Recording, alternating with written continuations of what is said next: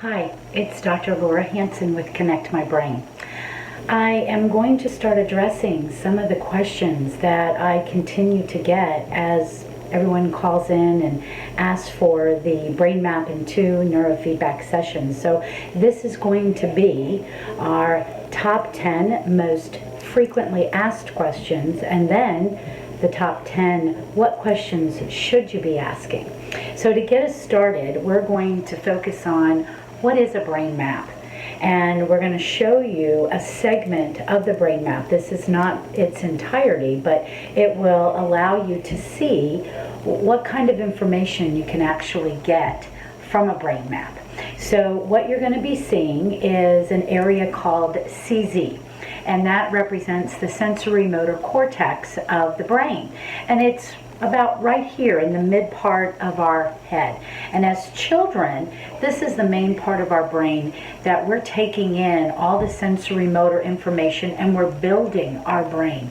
So when we think about it, it is the pace of you and I. It's what makes you, you, and me in how we do things. So as you look at this particular brain map, I want you to notice that you're going to see some numbers, and we only have to focus on the red numbers. So if you look at the top third line, and it says percent change, that's eyes open to eyes closed, the alpha brainwave. It should be greater than 30%. So the alpha brainwave, this is where we do our focus, our learning, and our self-reflection, and the ability to quiet ourselves. This is a main brainwave for a child. So in this particular map, you'll see that that number's in red. It's 17.35%, so that's less than 30. And these are the types of things that could potentially go on in the brain when that brain wave is not in the right range. So for example, we would be asking questions. Do you notice any issues with your memory? Are you having trouble retaining any information?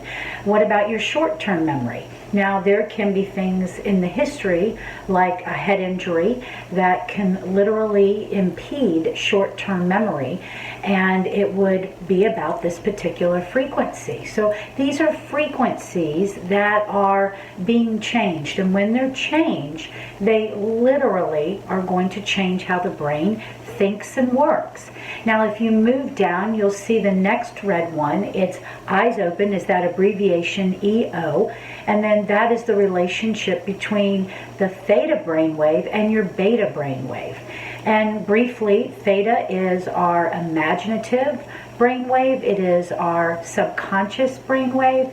It is also light, sleep, growth, and repair.